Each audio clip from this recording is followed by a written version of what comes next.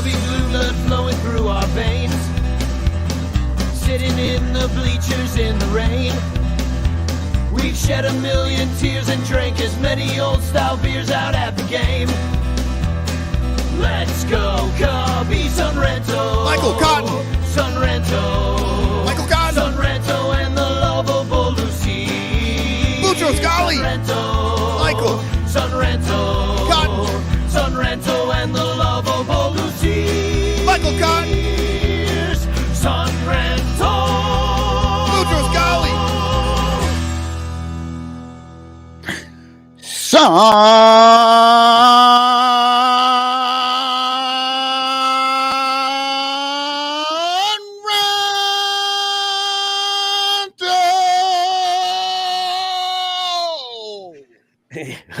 Hola, and welcome to the Son Ranto Show, our first pregame show of the 2023 season as we await the Cubs and the Padres later on tonight.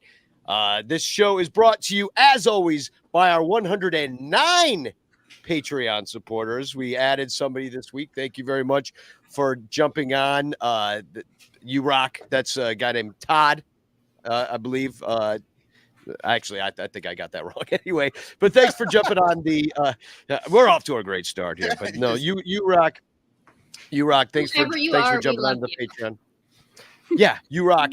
And this is what I want to point out right now is that we are completely listener supported here on the Son Ranto Show. So we're not like the other podcasts that they're gonna have corporate sponsors telling them what they can say.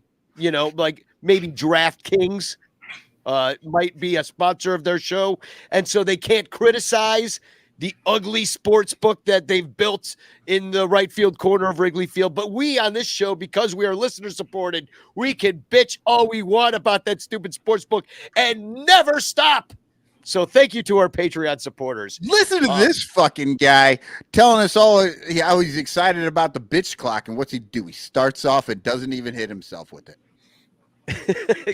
Yeah, well, we're going to do this later in the show, but we've got a new segment on the show called The Bitch Clock, which is kind of like the pitch clock, but way funnier, in which we get 60 seconds to bitch about a topic that is listener picked on the wheel of Cubs grievances.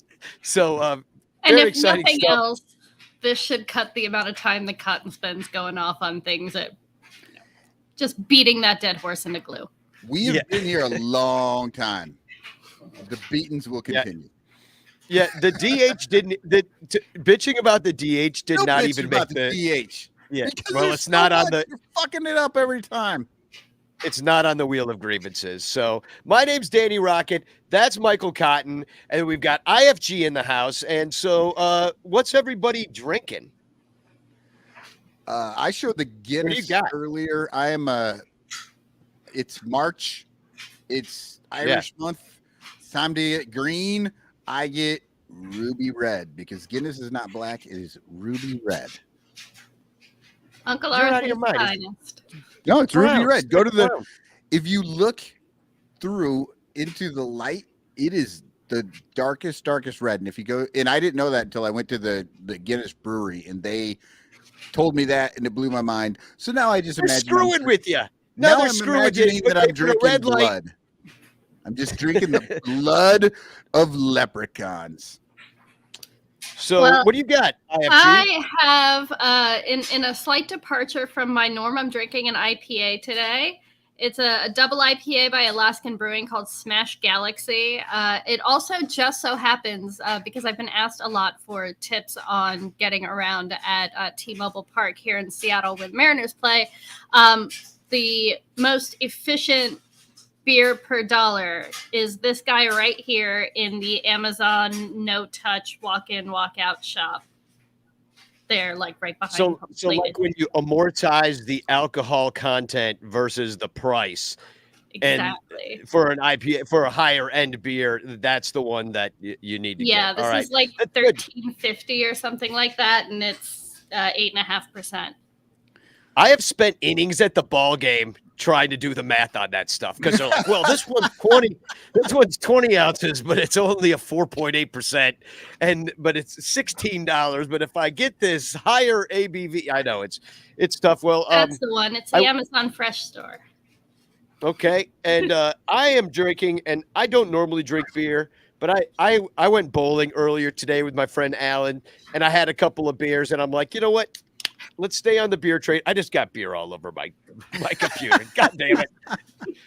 Well, See, this is why I don't drink beer. We have Clinton Nathan getting off the wine this week, going yerba mate, Bernie infused tonic. So that's like THC tonic water. It's like that's bong water, right? Like they just bong water. They put the bong water into one of those. What are the machines that you push and it puts the carbonation in it? Yeah, a soda stream. A soda stream. Bong water in the soda stream. It's bong water soda stream. We got John water out of my Jack Skellington glass. Very nice. I have to mention though that this is a Club 400 beer. I got to shout out to the Club 400 brewery. Yeah, this is a ballpark lager from Crystal Lake Brewery. Stuart McVicker brewed this. This is all part of the club. So I got one left now too. Man, are those still available? Good. I mean, I know I can't get them at the Total Wine and More here in Seattle, but are they still? You got to be in the area. Yeah, you got to be in having Chicago. them for like 2 or 3 years now. They're running on with that. Nice. Yeah, Bernie and I do have bong water is mango pineapple flavor. Yeah, well, you can't have bong flavor. That's just terrible. And Chris Salato is reminding everybody that hashtag Chance in the chat in order to win a Frank Chance postcard, which I don't have one handy, but here's one sent to you by me with a message of love and doom. Frank Chance coming your way. I don't know. A bunch of stuff just fell off a shelf. So like we're off to a great start here on the Son Ranto Show. And let's point out some birthdays, lots of birthdays. Crawley's son, Daniel, otherwise known as Crawley Jr. This is all from the Son Ranto calendar, which it started now because it's March 3rd. So we're 3 days into March. This is your March and your brand new March calendar. We got Daniel DeZine or Gene. It's Crawley's son. Susan Ward, her birthday's today, actually. Happy birthday, Susan. Lisa Cram is on the 5th. Steve Breitbach, Heather Zamaya, and of course, next Friday, he won't be joining us because he'll be on his way to London, but Michael Cotton will be turning 83. Congratulations. I will be 80 fucking 3. Michael, are you the eldest child in your family? I am not. I'm not. My sister is 50. So. It's I think I read somewhere that that a lot of eldest children in the family are born in March because of June weddings. Oh no. Huh. No, so no. Honest to God, sister born in August, absolute like just surprise. Born in San Antonio, Texas, right after my dad got out of basic training. And then I was born just before he got out of the Air Force because they wanted the government to pay for it. So that's why we're 3.5 years apart. Brilliant. We are either end of that Army spectrum. You're literally Army brats. Yes, like the or Air Force brats, I guess. But yeah, my mom got pregnant and my dad joined the military and said, "Oh my God, let's get this done in under 10 months so that we're covered because we were poor and we needed somebody else to cover that shit." And then they were like, "Well, we're getting out. We're going to be poor again, so let's have another kid." Because nothing like bringing a kid into a poor family to make the world go round. That's what you do. You're like, you know what? Fuck, man, we're gonna be poor as shit. Why do we have kids? I'm glad you're here. I wouldn't have been able to do the podcast without you. I would have find a whole different guy. And it's not, So- you know what? That's not easy to do. I totally understand. You fucking lucked out with me. I certainly did. I don't want to So, toot my own horn, but beep beep. So we've got a voicemail.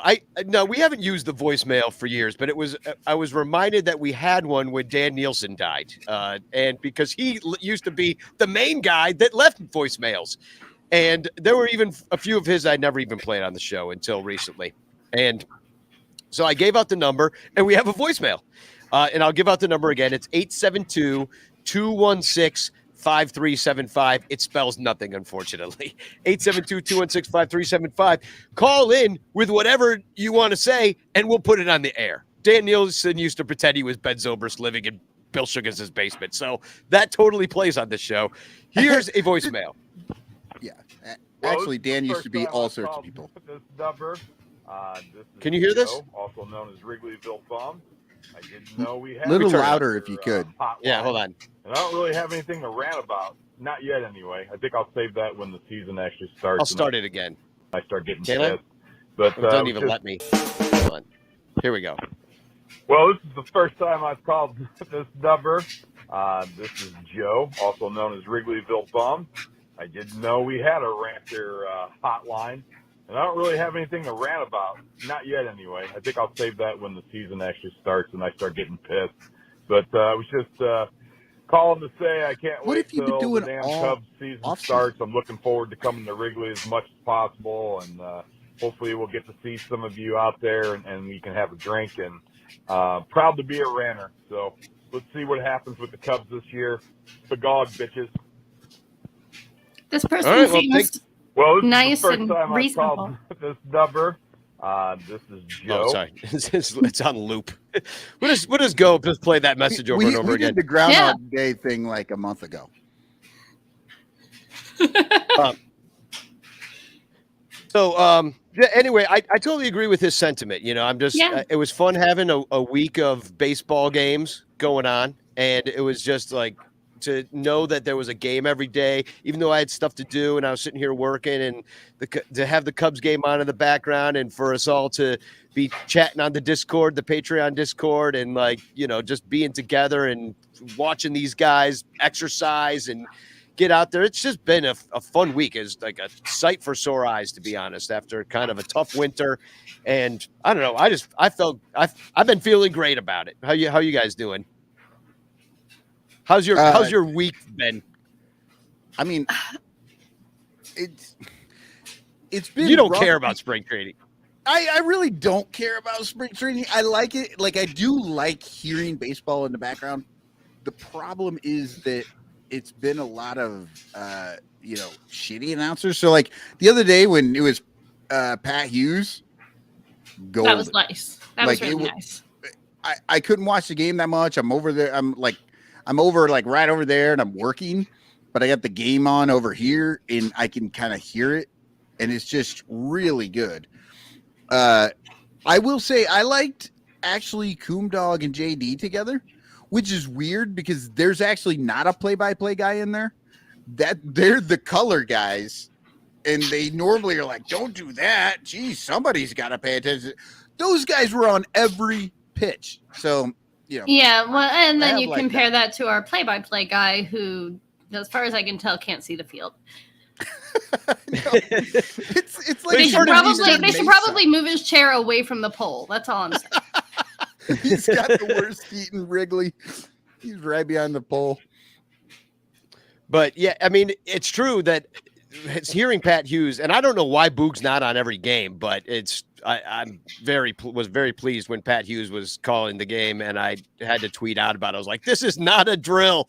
Get to your TV right now because it's actually a watchable situation.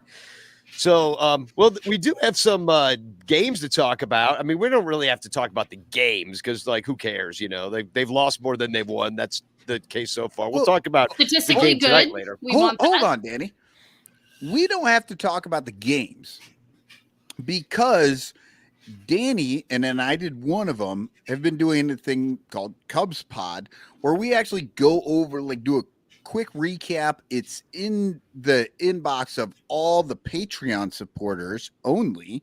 All the Patreon supporters get it the morning after the game. So they missed it. They wake up, they're driving to work. They get to hear a little bit about the game from us. So if you're on Patreon, you are caught up. Yeah, and we like little 10-minute podcast, just kind of telling you what happened in the game, just the basics, and also what's going to happen in tomorrow's game, and who's going to pitch, and what we're looking at, what team we're playing, and a little thing about them. It's been fun to put together. It is hard to talk by yourself though, like to nobody else. Yeah, because it's just like you're with yourself. So usually when you're talking by yourself, you don't mind going on tangents in your own brain. But you can't do that when you're all by yourself. Bill Sugas says better than The Athletic. I agree, because The Athletic, they're full of themselves on The Athletic. They think they're so smart and they want to be actual media and act like they're not actual media, but they want to be actual media. We don't. We just want to be fans of the team that have fun with all of you guys. So it's totally worth becoming a Patreon member just for that podcast alone and to support everything that we're doing. All we ever do is give them more for Patreon. Like, get in now, and it's like you're not gonna like later down the road be upset. It's not going to be like Manny Machado when he's 47 years old or whatever he is at the end of his career, and they're still paying him bazillions of dollars. When you're 47, you'll be like, God damn, this podcast is great. I now get even more stuff. Yeah, exactly. Every year we just add like another $1 million worth of content. That's really what we do. Do. I mean, that's what I value at. That's what I put on my tax return anyway. Valued assets, $1 million worth of podcast. I say I own $1 million. So, but we don't have to go through all the games, but I think we should go through how some of the players are starting their spring with little rakes, flakes, throws, blows. So today I'm going to show you how to rake. How do you rake, Michael? Man. It feels like it's mid-season, except Let's for ask Nelson Velasquez how you rake. Except for none of this stuff makes any sense because there's only been a few at bats for any of these guys. But the rakes, but David, small sample size. That's what rakes, flakes, throws, and blows is all about. Yep. Who's hot? David Bodie is making a strong argument for why he should be in Chicago instead of Des Moines. In 8 at bats, he has 5 hits, 1 walk, 1 dong for a .625 batting average and an 1825 OPS. I'm still waiting for my Bodie shorts, obvious shirts. Just as importantly, 0 strikeouts, people. 0 strikeouts for David Bodie. Now, you might say, whatever, it's 8 at bats. But the most at bats on the team is 11. So it's not like it's a small sample size, but not in terms of everyone else. He is fucking far and away better than anybody else. Honorable mention to Mike Tauchman. Want to throw him in there because we'll probably never hear his name again. But Mike Tauchman has 5 hits and 9. Nobody can pronounce it. Yeah, but he's also Tauchman. got 3 at bats. It's Tauchman. Yeah, I was corrected by Clint Nathan on the show, and here's Clint writing in. I like those morning podcasts. Danny pronounces Tauchman correctly now because I was saying Tauchman, and I was even saying more Auk than you just did because you were somewhere in between. I want to say Tauchamal. That's what I want to say. That he has no home runs. Tauchamal. All right. Well, I think we actually might see. We'll talk about Mike Tauchman in a bit, but we might see some Mike Tauchman because of Seiya Suzuki, but we'll talk about that. But can we talk about, because we're on David Bodie and I don't have him later on the script, he's not on the 40-man roster. So if you're gonna break camp with him, well, I mean, if he keeps hitting like this all spring, what are they going to do? I mean, maybe they could figure out a trade. They're already paying him. I don't know. Didn't they gotta break trade up Patrick Wisdom already? Well, Patrick's groin is hurt, so he hasn't played except for the first game, I think. Yeah. And then. So what if I don't know. doesn't start active? Well, but that's the thing. He's not on the 40 man. 40. That's what Danny's saying. Oh, that's yeah. the problem. You need actual You have to roster dump somebody from the 40 man. Now, if they put wisdom on the 60-day or something, then they could Yeah. bring Well, they him. could They put him put on any Hendo on the 60-day. But then once he comes back, then then you got to dump Bodie again. Like you have to actually DFA him or whatever. Yeah. Right? Yeah, it's somebody's on the bubble here, and we already have like 9,000 third basemen. So, and David Bodie, he was kind of the odd man out for a while there in the McBoat-Strabonical sweepstakes. And so now they're giving Madrigal all these starts and reps at third base and at bats, and he's doing pretty well. I mean, I'm surprised you didn't mention him in the rakes because he's not really raking, but he is doing what we always thought he should exactly do. But he's not doing anything spectacular this week. Like, yes, he's doing okay. He's doing better than maybe we've ever seen him, but he's not he's no David Bodie. Tachman is the one who played in KBO. He was with the Hanwha Eagles last year. Yeah. Well, yeah, and he was with the Yankees, but I got some. We're going to talk about him in a second because he might be, if Seiya doesn't start the year with the team because he's hurt, I think Tachman might make this team. But we'll talk about that in a little bit about possible replacements for Seiya. Now that makes it even harder for Bodie to get on because if they need to put Tachman on that 40 man, they don't want to do it. Then Bodie's really going to be the odd man out. What he's doing right now, though, is the absolute best thing he could do for himself and the Cubs, because if he looks that good, they may be able to trade him out of spring training for anything. And they fucking should, because if he's going to hit 625 in spring training, get rid of him because there's just no spot for him in the future. You know what I mean? So fucking get something, bag of balls, anything. Well, and really any of them. Like you got McKinstry, you've got you've got none multiple of them are Madrigal. doing what Bodie's doing. And Bodie has a history already of being a particularly good bench bat, which is a nice thing to be able to sell people on. Like he typically hits better with guys on base than he does with guys not on base, which is weird and awesome, and one of the reasons that I'm always so high on him. And here's the Cubs, he like IFG. I think what you're talking about is like he was really big in the barrel rate, right? Like he was barrel rate, hard hit. Like all of his outs were those hard hit outs. So like Shambi drooling over those outs. I didn't like him, but the game is shifting a little bit. But he was hitting the ball hard at the time, and then he got hurt. He slid. Well, he did the dumb thing and like dislocated his shoulder sliding into second base. And so he's actually had a year and a half to just suck. And now here's a great. He might be coming Clint back. makes an awesome point here. Yeah, the Dodgers need an infielder. Gavin Luck's out for the year, tore his ACL. And yeah, we could send Bodie over there. We could send Madrigal over there. I mean, I think they'd probably rather have somebody like Bodie with like a little bit of pop that can play every day a little bit more than, maybe Madrigal is not known for playing third base. And he's been doing okay over there from what I could tell, but it doesn't. But he's not like proven healthy, which is not what you want to replace a broken guy. Right. Well, and the only way they're getting Madrigal is if the Cubs might like to get rid of Madrigal and then they won't get rid of Bodie. But I can't see anybody going and saying like they'd rather have Madrigal over Bodie at this moment. Either way, there's not enough room for all these guys. Period. End of story. They don't have enough right now to. IFG just got pissed about the Bodie talk, and she walked left. Yeah. Well, there was a bunch of noise coming. There was a bunch of noise coming through it. I didn't know what it was. If it was like. But all right, well, let's move on to the flakes, shall we? We've kind of beat the dead horse. Yes, I can't wait for this one. Yeah, all right. Here's your flake. I haven't worried about flakes since my grunge days. Remember them? Barely. I remember them. I had my grunge days. I'm still kind of grungy. Flakes, I'm going to go ahead and throw PCA under the bus right away. You hate him. Armstrong.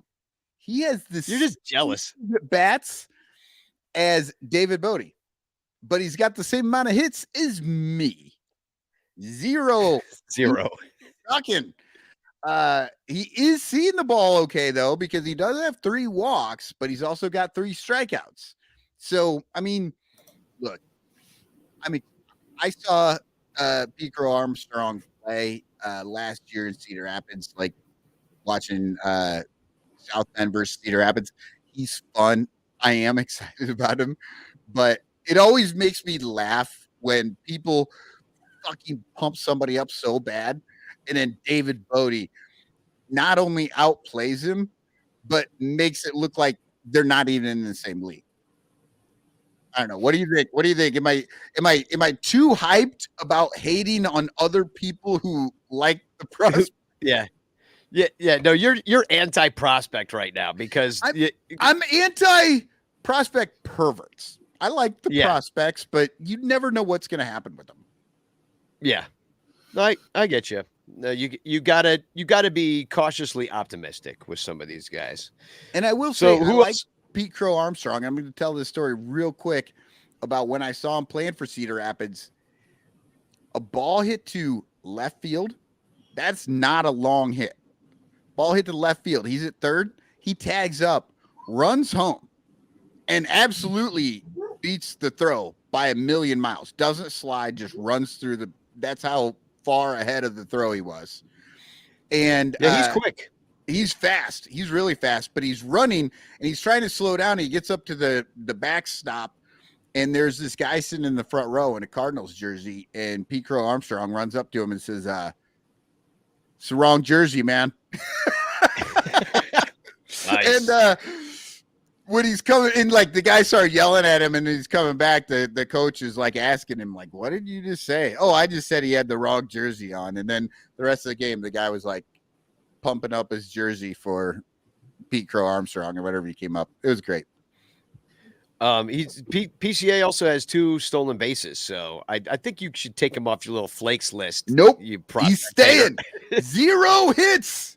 No, hey, also dishonorable mention to Tucker Barnhart and Edwin Rios. Also 0 for the spring. Yeah, there's another guy, Edwin Rios. We added him to the McBonigal situation. Rios. Rios. Del Rios? I don't know. All right. Strabonical Del Rios. Yeah. So, how about a throws? Like who's pitching? My hands to the Lord. Oh yeah. Yeah. We're throwing up our hands to the Lord. You know, I never you know realized it's a religious podcast, right? Do you know what I never realized about? Do you know what I never realized about that video of them doing that dance with those kids? Is the little kid, the littlest kid, is just not doing anything. Like she's not. She's like, check it out. I'm gonna show it again. My hands to the Lord. Just not participating. Like, oh my God, something's She's wrong. like, oh my God, these people are insane, and she'd be right. She'd be right. All right. Who's your thrower? So, as if the hitting isn't ridiculous with so few at bats, getting hyped about spring training pitching, even goofier. But I'm going to do it. With 4.2 innings pitched, Rowanus Elias. Am I saying that one right? Rowanus Elias? We'll go with it. Sure. Okay. He's the Iron Man of spring so far, 4.2 innings. That's where we're at with these with judging where these pitchers are. But now all these guys are pitching at the end of the game against other minor leaguers. I mean, that's who's out there getting minor league camp against minor league camp at the end of these games when Right. Rowanus Elias is pitching in the 8th. right. Well, I'm just saying he's got the most innings of anybody. So, you know, give him a little props for not breaking his arm. I mean, Hoffman already threw his arm out. He wasn't anywhere near 4.2 innings. Yeah. But the thrower, Matt Duffy. Y'all remember Matt Duffy? He has 5 strikeouts, only 2 innings of work. So That's Duffy with an EY, not like the original Matt Duffy of Cub fan. Right. okay, Matt so Duffy I was saw another that third name. baseman. I saw that name and I'm like, why did that? I think I know this guy, but then the EY confused me. Okay, never mind. Not Did you see that there are 2 Max Muncies too now? Yeah, I heard on the Lordy. Cubs pod you said the max money. So wait, but it was Matt Duffy before, right? Matt Duffy with a FFY. This is Matt Duffy with a FFEY. And EY. he's a pitcher. The other Matt Duffy was a third baseman. This guy's a pitcher. God damn it. Both Max Muncies, I believe, are neither one of them are pitchers. I think they both play third base. So that's not confusing. What a mess. And we have two and Will they're- Smiths. Yeah, Will I know, Smiths. right? Anyway, Is it look, William Contreras and Wilson Contreras? That's pretty close. Like, I would not do that if That's I the was same my family. I Well, know. Yeah. well, my mom is Crystal and her younger sister is Krista Lynn. It's very dumb. oh my Yeah. God. You don't do that. I used to hate that. Like, I Wait, had it's a Paul and Krista Lynn? Yeah. Holy shit. They just added 3 extra letters. My had one grandmother freaking wasn't idea, they very just went- creative. yeah. She's like, Well, that I name used worked to well hate- enough the first time. We'll just try it again. It's like, Michael, you didn't name either of your kids Michael, because then when I call your house, I got, like back in the old day when you called like the landlord line and you'd be like, yes, is Michael there? And like the woman would be like, junior or senior? And you're like, well, I'm obviously a little kid. I'm calling for the junior. Yeah. Yeah. My friends did that. There's Brendan. He's Big Brendan, and Little Brendan is his son. Okay. Now, granted, Little Brendan is littler than Brendan, but they're both well above 6 feet. One's like 6'5" and one's 6'4", and that's Great. Big and Little Brendan. The worst one I ever heard was when I was teaching daycare a million years ago now. I had a set of twins. They were called Tanya and Natanya. Not Come on. Tanya. I am swear to God, I took care of these little 2-year-old girls, Tanya and Natanya. You know what? I will tell you, when I found out I was having a second boy, the second name is really hard because the first kid gets like the name that you really wanted for your boy, and then the second one comes along and you're like, well, I guess it's fucking Joe Schmo because I don't have a name for him. Anyway, let's move on. Let's move on to the blows. Yeah. Everybody is out there going, this blows, and they are correct. Yeah. Let's find out what blows. But you didn't even talk about Marcus Stroman, did you? Like, Marcus Stroman looks ready to go. All right. No, Like, okay, he's so out Marcus there. Stroman, he also has 5 strikeouts, but he's pitched twice as many innings as Duffy, which is why he didn't get the that's why he didn't get the throws. But yeah, he's actually looking all right. Other than, he needs to settle his knee down because apparently if you shift it all, they'll fucking balk you. That was crazy, right? Yeah, I mean, they said they were going to call more balks, and Stroman walked the first batter of the game, Tony Kemp, in that A's game, and then he barely, like, his kneecap, like, the wind blew a little bit, and his pants moved, and then, like, the ump was like, "Argh!" And I'm like, Yep. Jesus, it's a I little want much. that to happen now. I want it to piss everyone off because that's going to happen all season. Literally everything is going to be a balk. If they take too much time, it's a balk. If they throw too many times, it's a balk. If they put their foot too close to the ground, it's a balk. It's like we would need to have all this crap happen now so that we can force them to freaking define what a balk is. Yeah, and in IFG, I saw that you said that. I think in the Discord, you were talking about that, how they need to probably define exactly what it was. Discord, another Patreon perk. But I was thinking about that. A balk is, I mean, if you want to define it, it is already defined. You have to make a move that makes the runner believe you're going to the plate, like you are starting your pitch, and then you throw over. That's a balk. What happened out there was like literally, like Danny said, like it could have been the wind that moved his, like it was nobody in the world minimal. thought that he was running at that, or thought that he was pitching at that moment, but the dude took off running. So I guess it's almost like gamesmanship. It's like you're watching for that to happen, because if you take off running, it's like in football, if you see an offensive lineman like twitch a little bit as a defensive guy, jump off lines, and then they'll call it on him. So I feel like that's kind of what happened. Like he was just waiting for anything. And as soon as he saw it, he ran, and otherwise it wouldn't have been called. I don't know. Yeah. It's all a messed up situation right now. Luckily we're in spring training, and as we know, it takes a month and then everything miraculously gets worked out and we don't have these problems in the regular season. Yeah, never. So how about some blowers? Are you ready for some blow? Yeah. Ooh, always. Just put your lips together and blow. Ooh. I did it. So the blowers, tale of two Nicks. Nick Birdie and Nick Neidert have both thrown 0.2 innings and walked 3 batters. But there is somebody worse. Let's give the biggest blow to Hunter Biggie with his 2 walks in 0.1 innings. Now, I did that because in addition to the 2 walks in 0.1 innings, he gave up 3 hits for 4 runs. His whip is 15. Not 15. And his current ERA is 108, which is how many years it took the Cubs to win the World Series. It's also how many stitches are in a baseball. It's true. So that's it. Wow. 8 ERA and a 15 whip. That'll get you blower every time. I don't think we've ever had one so high on this show. I think it's the highest whip I've ever seen. Yeah, it's got to be. I wonder who got the highest whip of all time.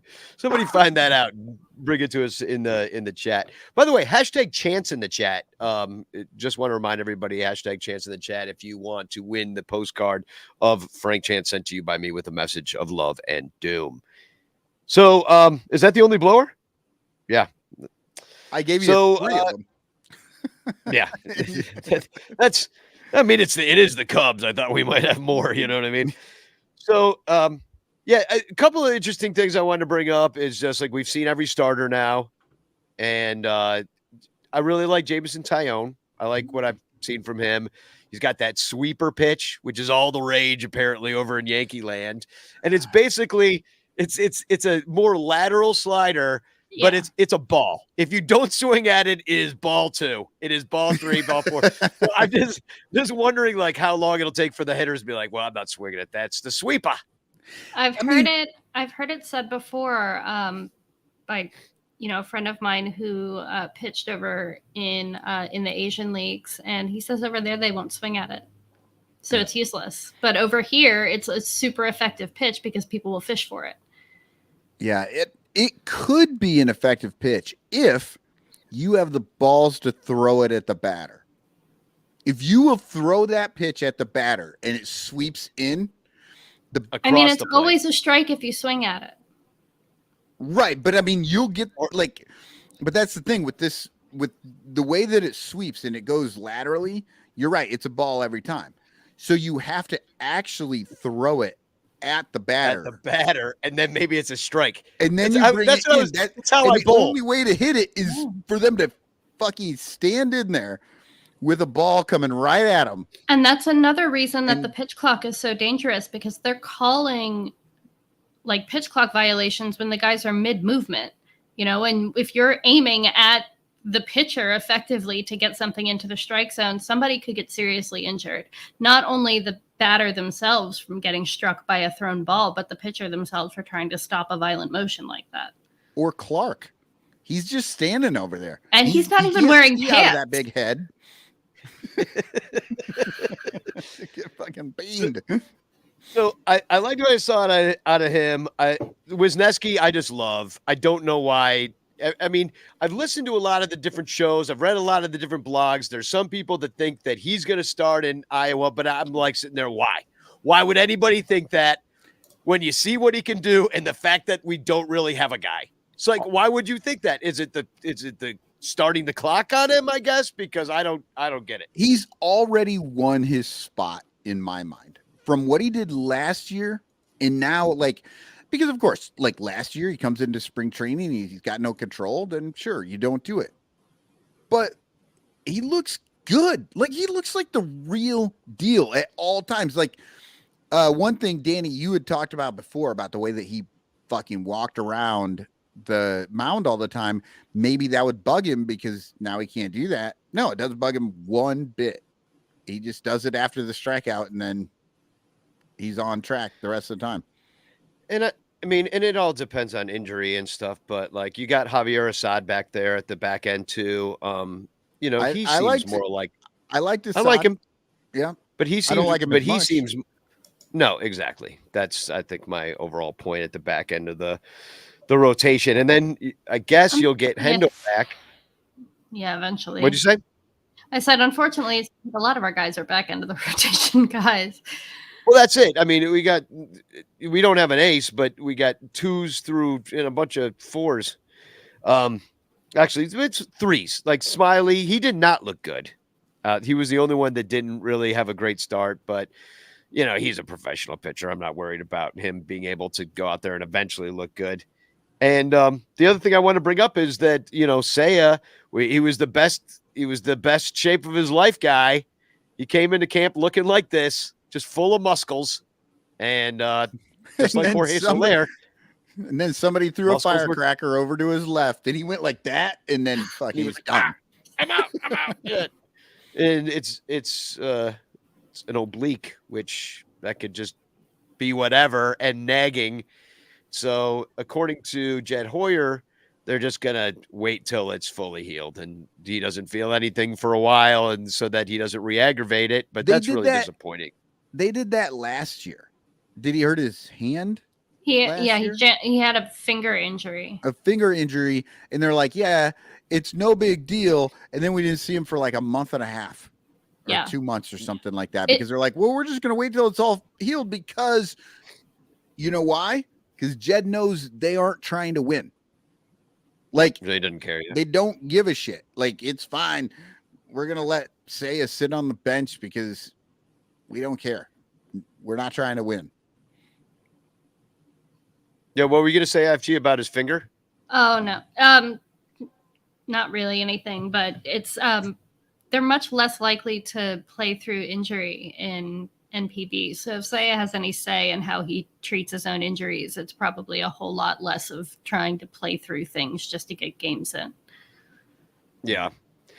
Clint Nathan brings up Killian, Wesnasty, and Steele are about to be 1, 2, 3. Justin Steele pitching tonight. We'll talk about him in a second.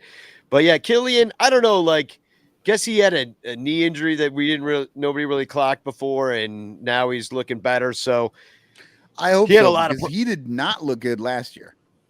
Yeah. So, and he didn't even look good in the minors. If you look at his, I mean, I didn't watch him pitch, but the numbers didn't bear out a successful pitcher. So because of that, we got to get a backup, because there's no way that Seiya's gonna. It sounds like they're not gonna have him start the year with they. I just don't think it's. I wouldn't assume so with the timeline. I wouldn't expect him until at least. I wouldn't expect even to hear he's coming back until a couple of weeks in.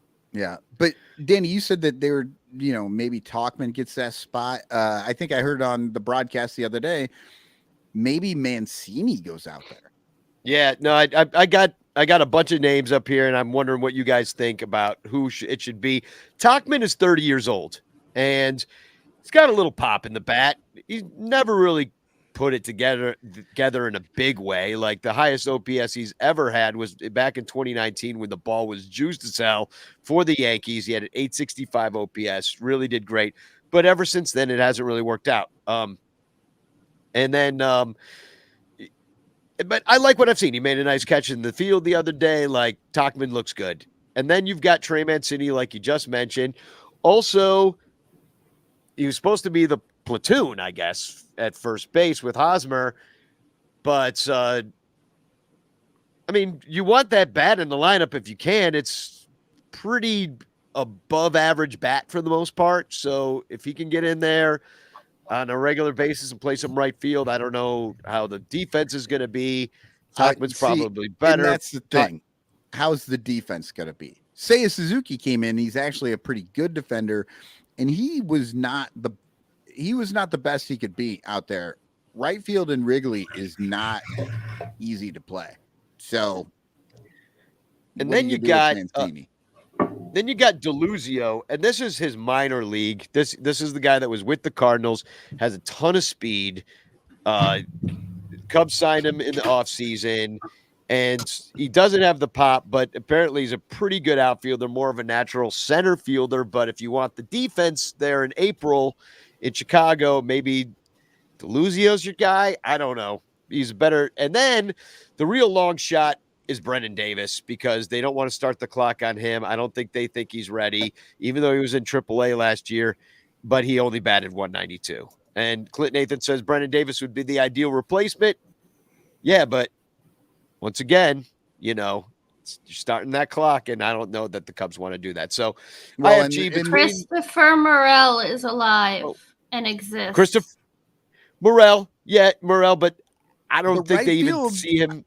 I would like to see him play literally anywhere. Just I would rather anywhere. I would rather have him care. on the field than not on the field.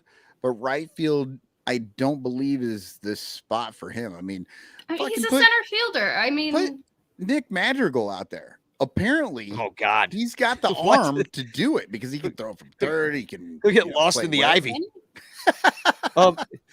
And then I forgot one guy, Nelson Velasquez, who last year batted .205 and had 6 home runs and 206 plate appearances. He's not going to give you that as much of the bat. But the clock has already started on him. I don't know what they're going to do with this guy, but he's projected to hit 9 home runs and 303 plate appearances this year. So even they're projecting him to do better, but he'd be the other guy that might, and he is a right fielder. Like, he can act. That's his main situation, I think. So, so of those guys, what do you think they do? Who say is true backup? Who's going to be your opening day right fielder? IFG, who do you got? I'm trying to do this with both the Cubs and the World Baseball Classic team at the same time over here. And like, oh my gosh, Samurai Japan, are they going to put Okamoto out there? Is it going to be Kensuke Kondo? Who the hell is going to be? And then we're over here with the Cubs, and it's like, who's going to replace that? We've got 2 teams on the hook here. I don't know. Give Christopher Morel something to do. Put Nelly Flo out there. So you would go Morel. Do fun things. I would put Morel out there probably. I want to see the good boys do good things. And tell us in the chat too who you'd put out there. Can we trade David Bodie to the Dodgers for Jason Hayward? God damn it! I was hoping that sentence was going to end with like Mookie Betts. No. I'm actually proposing trades that could actually happen. Bodie for Hayward could actually happen, and we have Hayward back for then we'll have Hayward and Hosmer, and I will have to. My head will explode. But they would have Hayward back for like 3 weeks until Seiya came back, and then they can send him away again. Then they can send him away again. They don't give a shit.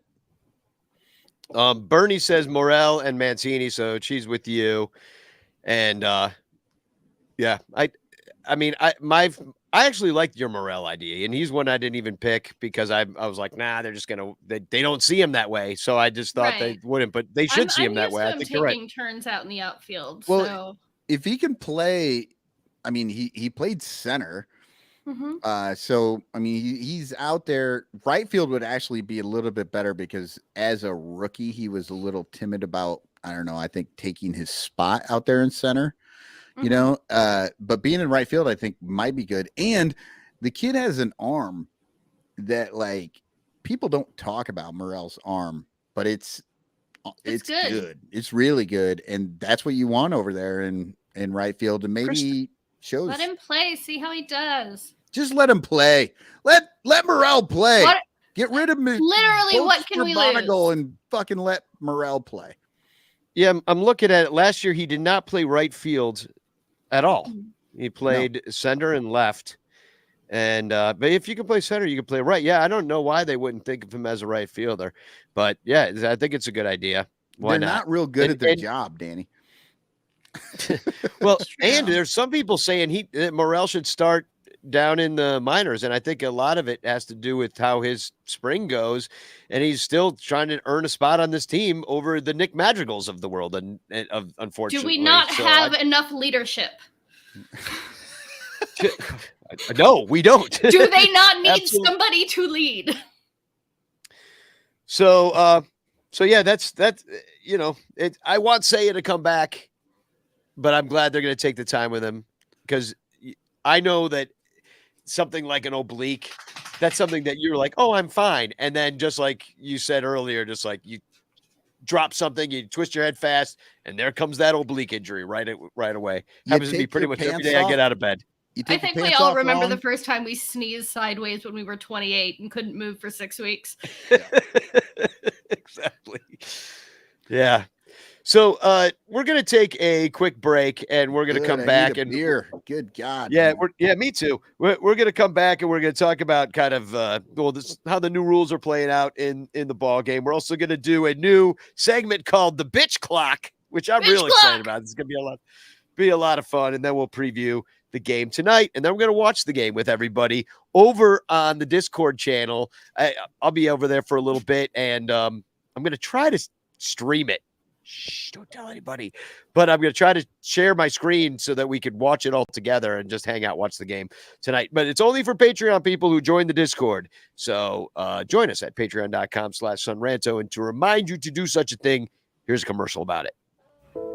All over Chicagoland, there are thirsty, frazzled, overworked Cubs podcasters who are struggling to survive one more baseball season in the dog-eat-dog world of unpaid content creation. But it doesn't have to be this way. You can make a difference. Become a super ranter at patreon.com/sonranto, where your support ensures that poor, sad, pathetic, ugly, loser Cubs podcasters can pay for tickets and beer, and in turn line the pockets of the baseball oligarch Ricketts family. Just $1 a month can buy a scorecard.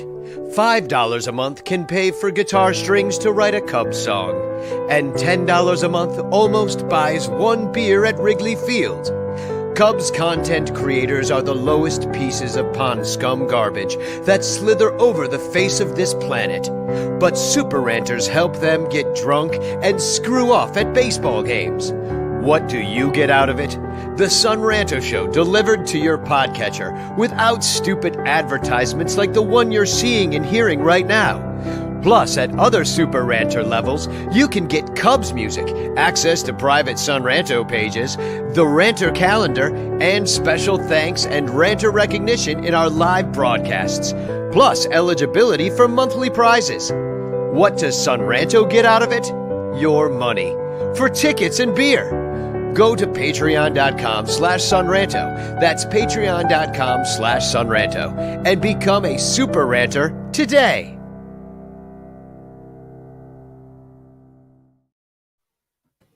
Welcome back. So, so week of games.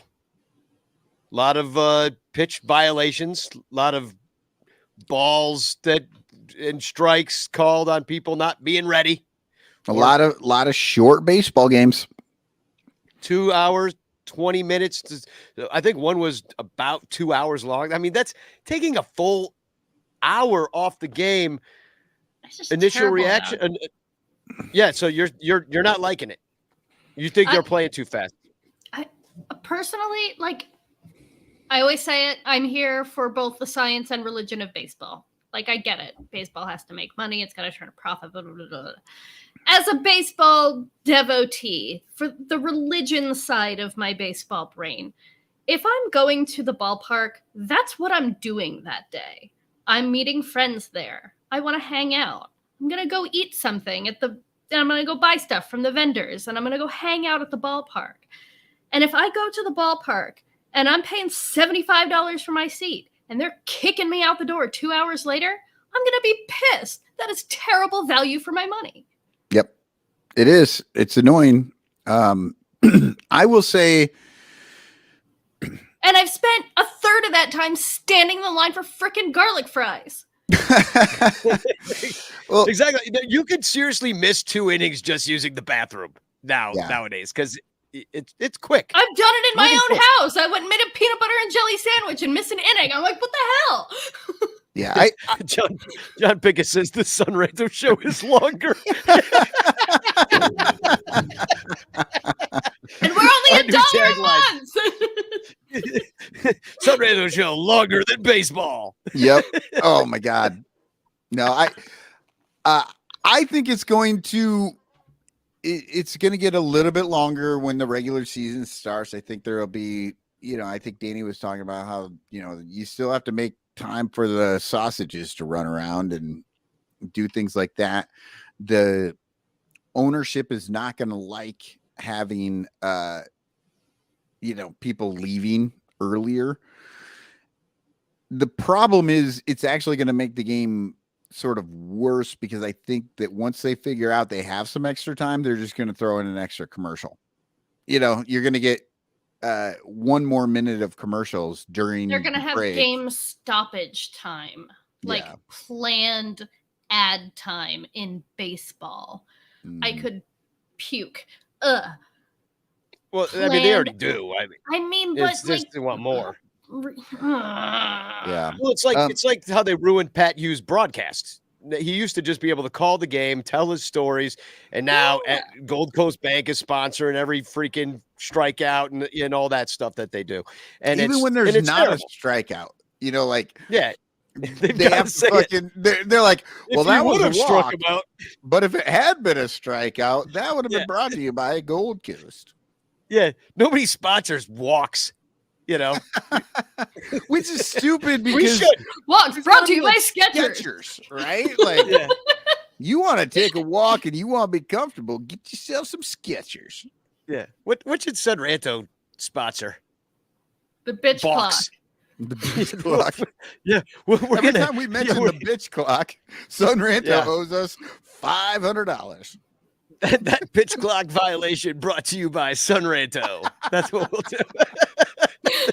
That'd be great. Let's join the Patreon, and we will do that. I agree.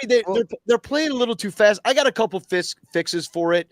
I don't think you need the pitch clock before the first pitch of every at bat. No pitch clock. And they have a 30-second something for everybody, like run off the field, but you don't need that. Just let it breathe there between batters. Let the guy walk up there. Ian Happ talked about it. Time to hug the umpire.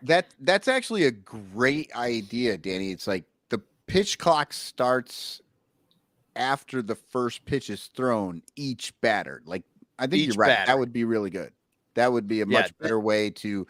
I mean, because really, you're only going to extend the at bat by 30 or 40 seconds, maybe a minute, but it's enough that it'll give back a little bit of that. Not only that, the way that it's set up, do we even have time to listen to people's walkout music? I mean, this is important stuff. Exactly. Well, according to John Benedek, the organist at Wrigley, they've already gotten a memo about what they will be doing and what they won't be doing. And he said they're going to be playing a lot less. So a lot of that stuff will be gone. And I think that's a problem. That's why you're showing up the ballpark. You want the organ, you want the walk-up songs and, Starlin Castro, we're all clapping, dun, dun, dun, dun, dun, dun, and Ando and Versace, his song. That's the artistry.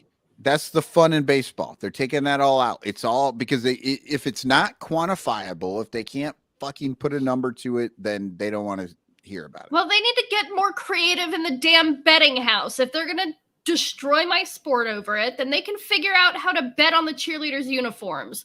I'm here to be entertained. This is an entertainment profession. Hold on. Bet on the cheerleaders' uniforms? I'm intrigued. What are we talking about there? Yeah, no. What are they going to wear that day? Or are they wearing the white outfits or the blue outfits? Yeah. Oh, okay. Or what are the Cubs going to wear? This hat or that hat? We could bet on anything these days. But the other idea that Ian Happ had a couple of ideas on his show, and I think that he also thought that it was a little fast at times. And the thing that bothered him about it was that when he had to go, he was on deck and somebody had gotten out. And normally you wait for that guy to clear the field before you're in the batter's box. But and you say whatever to him, like, hey, nice job, or whatever you say. but you wait for him to go to the dugout and then you go up to the plate. And he said there was no time for that. And he had to run right up to the box and do it. So it was he felt like he was a little rushed in those moments, but all of those guys on the show were pretty pro pitch clock. Like they didn't mind like during the at bat that it was going that way, but they did feel like it was going quick. But like somebody like Zach Short, he's been playing in the minors. But I feel like the major league atmosphere just it breathes a little bit more, and you want it to. In the minors, it's like theater. I say it all the time. Sports is reality theater. We're not here to watch people score points. That is, we want it all. We want to watch them score, and we want the theater of it too. Like you want both things. Yeah, and the other thing is, it's like these fucking numbers are arbitrary. Like somebody just made them up. In the minors, it's 20 and 15. Why can't it be 25 and 20? I don't like the idea I've heard bandied about, like after the 7th inning, you get rid of the pitch clock. That's fucking stupid. I like that. No, you don't play the game two different ways. And the end of the game is always the slow part of the game. Like if you want a fucking pitch clock, you put it. I mean, I don't want a pitch clock. So here's my thing. I don't want a pitch clock. I want to find the person who first thought of a pitch clock and kick them firmly in the shins. But if I must have a pitch clock, it would be great if we didn't have it in the 9th inning. See, and so the game deciding thing I would take cannot be arbitrarily decided by somebody who is not involved in the play. I don't know how many games I'm like sitting there. I'm like, man, this game's rolling along 5th, 6th inning. And then it fucking grinds to a halt. It really grinds down. And it's like, first off, you don't play games with different rules. Rob Manfred and your fucking stupid guy in the fucking extra innings. Well, and that's the other thing. And that's it. They already shaved a ton of time off of the game. That you're at like 2 hours and you're in extra innings already. That you don't need the guy in second anymore. You've already made the game short. Like, just forget that Manfred man guy now. They should have forgotten that guy anyway. But it's a different. You're gonna have you don't play the game differently at different times during the fucking game. You just don't do that. Well, Bill wants to do that. Then you don't do it at the start of the game when that's fast already. It's because you've got one pitcher who comes out and pitches, and they're not looking to fucking bring in anybody in the middle of the inning, or somebody's blowing up, and so they got to get people warmed up. And so they're trying to slow things down. That's not the problem. I hate the pitch clock too, but they should play faster. Like I wish there was no need. I wish that before the players agreed to it, they'd be like, okay, listen, we understand that we're lollygagging and some guys are really taking way too much time out there. So we promise that we're going to do better and we're going to police ourselves with this stuff. They could just do that. Like, I work in the theater. We can just be like, you guys, this show is dragging so much. Like nobody's going to want to watch this. Like you're talking too slow. You got to get up there. There's a little energy, louder, faster, stronger, funnier. Let's go. And that's what a director, and I've said this many, many, many times. And guess what? They get it together and they're like, let's go. And they go out there and they kick ass and it's good. So just keep that up. Have a guy in the dugout be like, faster, faster. Let's go get in the box. Don't let them get away with it. That's all we needed. Yeah. That's all we needed was for them to decide to play faster, and they could have done it. But now you're sitting there, and like the guy looks down at his shoe for a moment, or he gets distracted by something in the crowd, and they're like, "Oh, he wasn't looking at the pitcher, so that's ball. That's a strike on you." It's ridiculous. It's just making stuff happen in the game that didn't really happen. It ends up you have things that are being recorded that didn't happen, like intentional walks where you don't have to actually walk the guy. Like, it's dumb. That walk did not happen. That base runner does not exist. Yeah. It's not earned. You're having things that are happening in the game that are not earned. I agree with the thing about baseball is that you have to earn every 90 feet. Yeah. Well, not quite 90 anymore. The bases are bigger. From the middle of the base to the middle of the base. That's one thing I haven't noticed. And the other thing I haven't really noticed too much of a difference on is the shift, the lack of the shift, I haven't noticed that everybody's, like lefties aren't doing that much better. Like, yeah, I saw the dumb right fielder shift against Joey Gallo today. Where they take the guy from left fielder and shift him over. Yep. Somebody tried it. Yeah, I did see that. Somebody finally tried that. How did it go? I don't know. I just saw somebody send me a screenshot. Yeah. They were like, look, it's happening already. Yeah. So I do have a couple of pitch clock things I want to put up, people talking about it. I thought this was kind of funny, is that John Foley had tweeted out and said, brief delay this inning because the bat boy forgot Trey Turner's oven mitts. As part of MLB's new rules to speed up the game, the bat boy was executed. And then Susie Hunter commented and said, stern but fair. I saw that out there a lot of places. One of them had hashtag RIP bat boy. I also got this one. This from Megan Montemurro, one of the Cubs beat writers for the Sun-Times, right? Yeah. I think it's Sun-Times. Just had a dual pitch clock violation at the start of the third inning. Diamondbacks Mantiply wasn't ready with warm-up pitches coming out of the half inning, and Brennan Davis wasn't in the box looking at the pitcher, so the at-bat started with the 1-1 count. That's the dumbest thing ever. And like nobody probably clocked it either. So it's just the dumbest thing that ever happened. So that's why that is, if you don't have the pitch clock to start an at bat, that kind of crap won't happen because that is stupid as hell. Yeah. Can you imagine everyone just stands there like, okay, well, you'd get a strikeout because it would be 2-2 and then you'd strike out. If you just nobody knows. Nobody knows that's the only thing that I don't really like. Like, I'm okay. The pitch clock doesn't bug me because it does move the game along. I really like your idea, Danny, that you don't start it before the first pitch. And I would honestly not like 25-20 would be fine. This is the one rule that doesn't necessarily, I don't know. It does just move things along. I don't really. It's too fast. A little too fast. It never bugged me before, like how slow it was. So for me, it's fine. I don't know. But yeah, there are just some weird things happening out there, and it's just fucking annoying. Yeah, the weird stuff is just stupid though, like the 1-1 count to start an at bat because like nobody was ready. So I like this. This is from Gordon Beckham, ex-White Sox player. And actually, he's not on the White Sox anymore, right? Oh, I don't know. Who's he playing for? I don't know. He's got to be playing for somebody. I think he's playing for the LA Galaxy, right? Beckham plays for the Galaxy. No, that's a different Beckham. This is the guy that was on the White Sox, I think. He hasn't played since 2019. He was with Detroit. He said any person that thinks it's okay to have a game to be decided on a pitch clock needs to take a long look in the mirror. You're telling me you don't want to see what happens in a 6-6 tie game in the bottom of the ninth?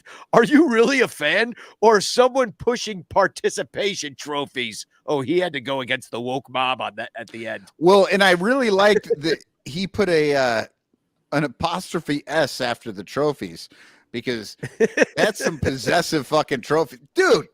Come on. Leave my man alone. He is absolutely right. Okay, you know what? I'm fine with that. But Gordon, where are you on the fucking Manfred man? You want to talk about doing some dumb shit? The pitch clock makes much less of a difference than the fucking Manfred man, in my opinion. Yeah. Well, I think this is actually, I blame Theo for all this stuff. I blame Theo for a lot. I really blame Theo for the last pretty much 7 years. We used to always have those like industrially trusty. Yeah. Now we can have blame Theo we Pio. Yeah, blame Theo. And Theo we Pio. And here's one more about the pitch clock from Seth Daniel Rosin. They call them the bag. I'm kidding. The bag. The bag. Hey, Rosin bag. He said, "This is such a joke. God forbid you have to wait a full 30 seconds in between pitches. If you don't enjoy the ambience of baseball game, go back to your gamer dungeon and play Fortnite. How much of an NFL game is actual live action? No one complains about that. And that's a good point. NFL just stands there. Well, in it's a huddle. a good Like, hey, point, look at- except for the NFL has a fucking play clock. So it's Yeah, just but it longer. stops Yeah. like a lot.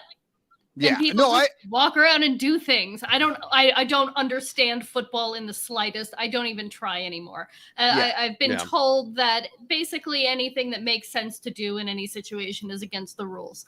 Yeah, pretty much. And then no matter what happens, some guy who's wearing a stripy shirt is just going to come out and say it didn't happen anyway. So I just Kinda wait what for they're them to doing. update me on who the winner is at the end of the game once they've decided.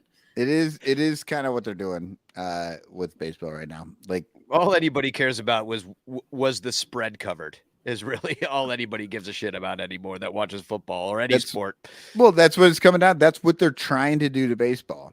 I mean, they're really just trying to make it as formulaic as possible so that the numbers bear out versus having interesting things happen that change what you thought was going to happen, which is what makes sports fun, but they're trying to get rid of that stuff.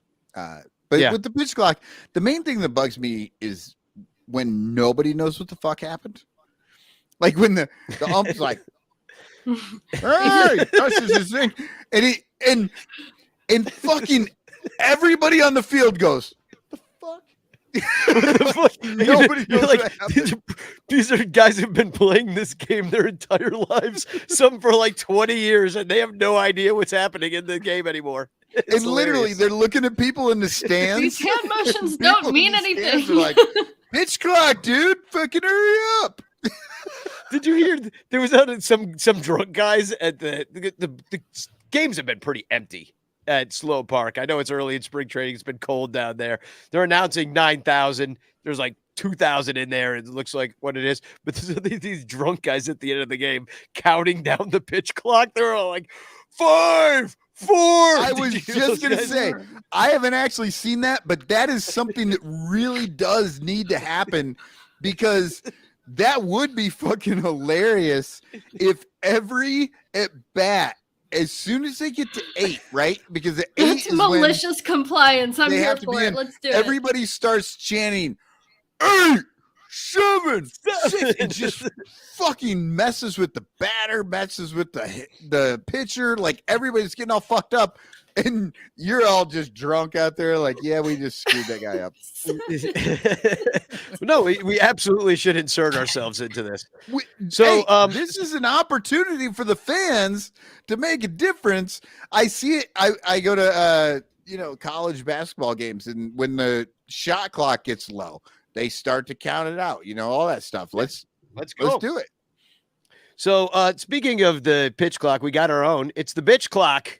And what we're gonna do is IFG. You want to be first on this one, because since you're already in the key position. Sure, let's go for it. Are you ready to be the first? I can usually clocker? rant about something. That's fucked up, Okay, Danny. so- why you gotta put the woman there in the fucking first bitch clock? Well, because she's already because of this. Yeah, That's It's why. convenient. That's all. It's Let's convenient. roll. It's seriously convenient. So I'm gonna give this a spin. The bitch clock. I'm just trying to make you wheel. uncomfortable. Yeah, thanks, Michael. I really appreciate that. So here's what I'm going to give the wheel a spin. Now, these are all you can see here. Am I sharing my screen properly? Yes. Yes, You can we're see seeing all it. these Do are. I get a mulligan if I need one?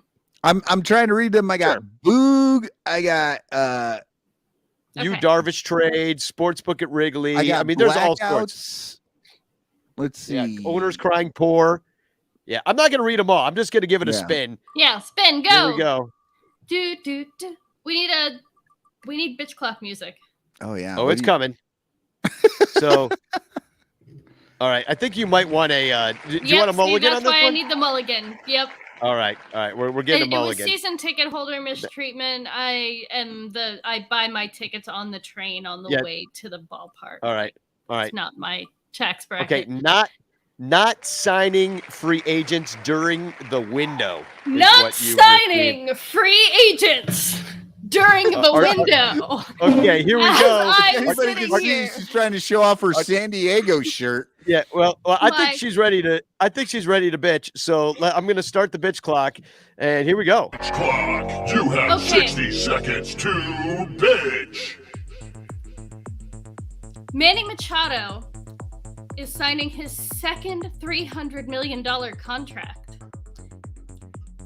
The Cubs have not yet signed one worth $200 million to anybody at all. We don't have a Manny Machado. We don't have a Xander Bogaerts. We don't have a Juan Soto. We have what's coming up next year. What are we going to throw $500 million at Shohei Ohtani? Is that what we've been saving up for all this time? 30 seconds. They say that any money they don't spend this year just rolls over. It rolls over, right? Are we throwing $500 million at Shohei, Jed? Is that the plan? I'd love to see it.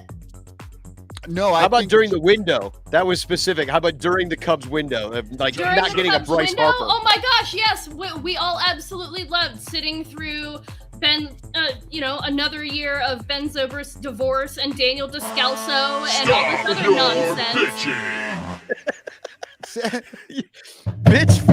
Sadly, the only thing the Cubs know about Windows is that it closes quickly.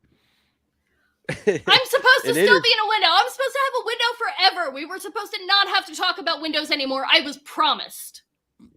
Yeah, I was promised glass doors. They just open. So, Michael, you're now in the key position. Okay, let's see what happens. I think we give the bitch clock another spin. And I hope you get Boog. I wish I could fix this. I really want that. Okay. The bitch clock wheel is spinning.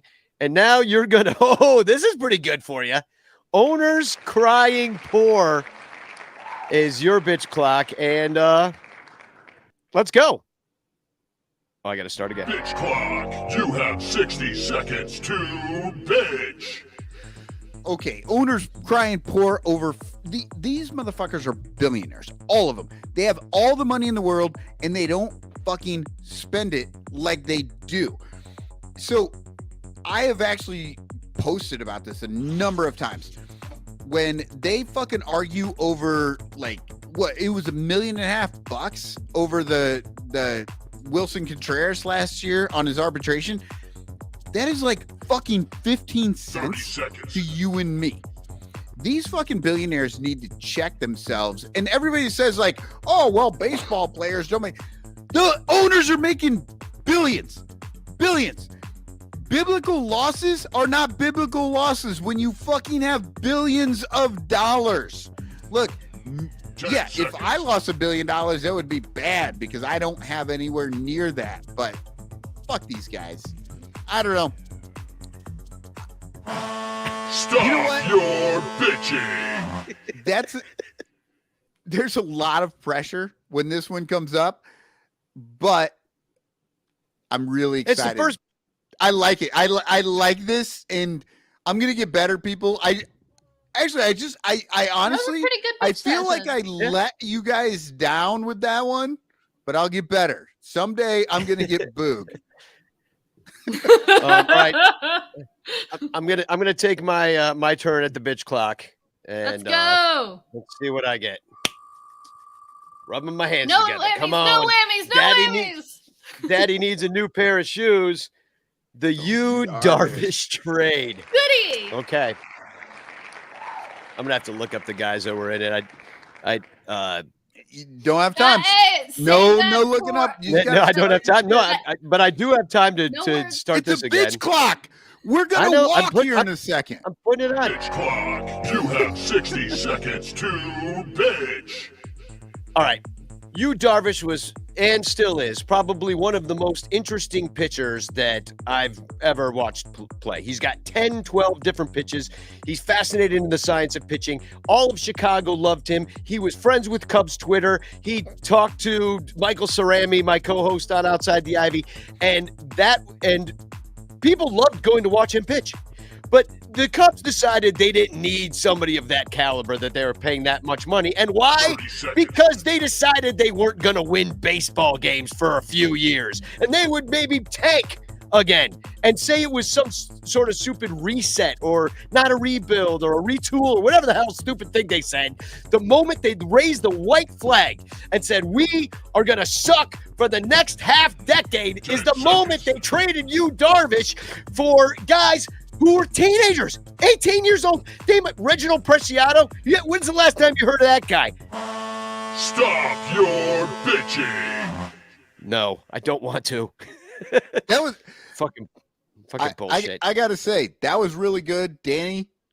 I think you win that fucking game of bitch clock. That was good. Oh, it's a game? I didn't know we were going against each other. It is now. All right. Because I just lost. And I'm over here like so I'm fucking coming for you next time. If we have time at the end of them for you. Okay. Never forgive them. Since we got IFG up there wearing her San Diego shirt, we got Danny bitching about you, Darvish. I'm listening to the recap podcast, Gordo and Kaplan talking. Gordon Wittenmeyer, by the way, is my spirit animal. He was actually talking about how San Diego went out, they fucking spent all the money, right? Like billionaire owners. That was my thing.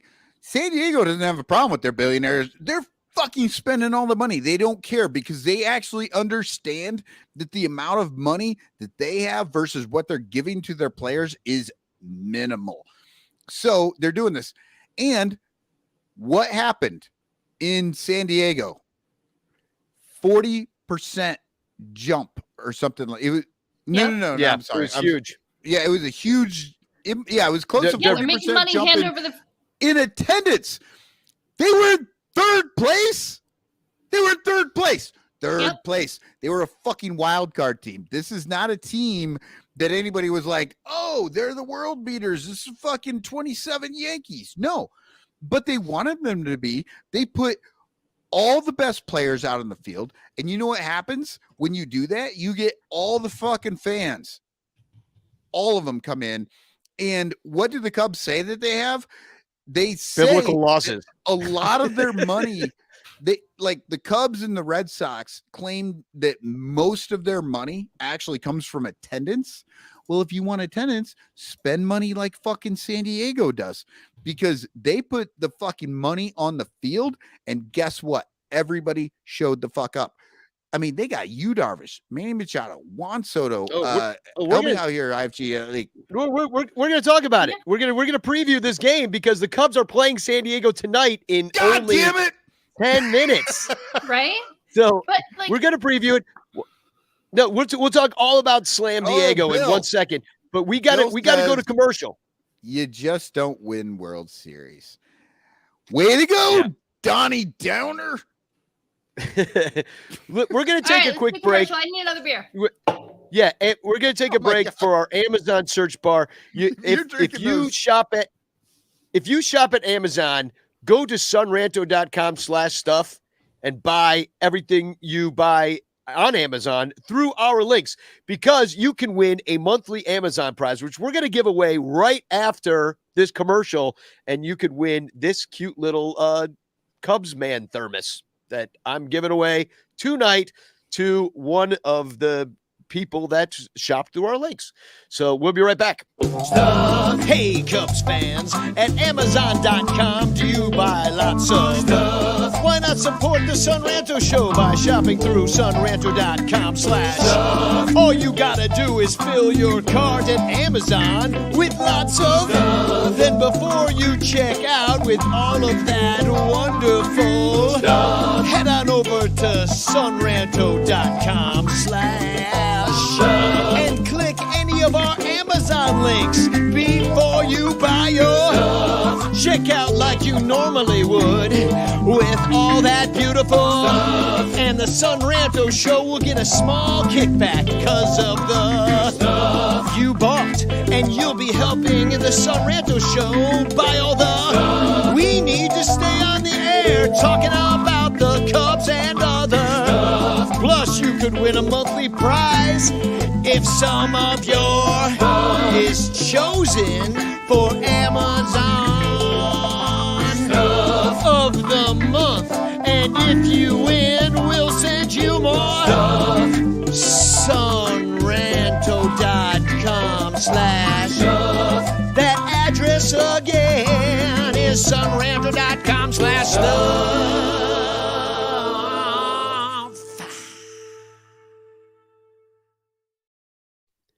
And we are back. And we are going to give away a Amazon prize of the month. I'm going to put up a couple of the Amazon items that were purchased. We have a, let's see, Temptations mix-ups. Ooh, crunchy catnip was bought. Some speed sticks. Someone's out there smelling good.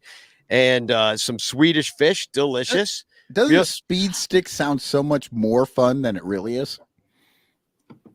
Well, you know what? Speed stick actually saved my life because almost every single deodorant my body is allergic to except for speed stick. And it's like the most regular one. So when I found that out, everybody was much happier because I started wearing deodorant again. I just got real excited and tried to sniff it, which you are supposed to sniff it, but not actually sniff it. Yeah, well, that's weird, Michael. And then somebody bought a Baby Yoda diamond painting kits. So that's pretty cool. Hogwarts Legacy Xbox Series, very cool. And pickleball battles. So congratulations. There are 32 items that were purchased. Pickleball is the fastest growing sport in the U.S. Yeah, no, I know. My sister plays all the time. They like draw a court in their street and fight with their neighbor about playing. It's like handball with a tennis racket or something, right? Yeah, it's fun. I mean, it's like no, it's like ping pong. It's like with wiffle balls. So it's a wiffle ball with a ping pong paddle on a tennis net. Oh. Yeah, Okay. but it's a smaller court. So let's spin. IFG just got introduced to something. She got a big smile. She was like, "Wait, I can see that. I'm in." Our tennis courts are turning into pickleball courts right around the corner. So I know all about it. So I'm spinning the number picker wheel. Whatever we can't see it. number. We can't see it. You got to put it on the You screen. can see it. There we go. You can- 29. Number 29 was the winner, and so let's see where that corresponds to. So I believe it's on here. It is the iPhone charger, the 3-pack, 10-foot long. Congratulations to the person who's now charging their phone from far away. Well, you win. That's the one that people get because they want to feel like they're old school. They got their iPhone and they got it charged to the wall and they're walking around 10 feet away from the wall. Exactly. The cool thing is the ones that they got, there's a little bitty light on the phone end of the charger. Mine doesn't have one because I'm not cool like they are, but there's a little light in this part of it. So when you're awake in the middle of the night because you've been scrolling and it's 3 a.m, you can look on the floor and see where your charger is because it's got a little light on it. Oh, very nice idea. Hey, real quick though, we just started the bitch clock, and I have to say I loved the bitch clock, and I do think it should be a game. I think that everybody in the chat should vote when we're done and see who wins. Yeah, who us wins, points, and then we'll keep track through the season. That's a really good idea, like in QI. Oh yes, I love QI. I love QI. It's the best. Ah! If you don't know what QI is, go to Tubi.com. They've got all of the old ones on there. Just oh man, I might have to start way back. I love the old Steven episodes. Anyway, so there's a Cubs game about to start in 4 minutes. So, and we're gonna go watch it over on the Discord channel for our post nobody game. will be there to watch, Danny. They're all here. Well, I know that's the problem. Yeah, exactly. But but we can't go longer than the Cubs game will be. So here's the starting lineup. Nick Madrigal getting all the reps out there. Then they got Dansby, Trey Mancini, Yan Gomes, who doesn't seem like a cleanup hitter to me. Call me crazy. But Edwin Rios is in there batting 5th. Matt Mervis, who does seem like a cleanup hitter, is playing first base and batting 6th. Christopher Morel, 7th. David Bodie, the hottest hitter on the Cubs right now. And then Brendan Davis. So this is a nice lineup. I'm excited to see this. I like the defensive lineup, but I hate the fucking batting lineup. That's Yeah, a it's- shit. Yeah, it doesn't make a batting whole lot lineup. of sense, does it? Yeah.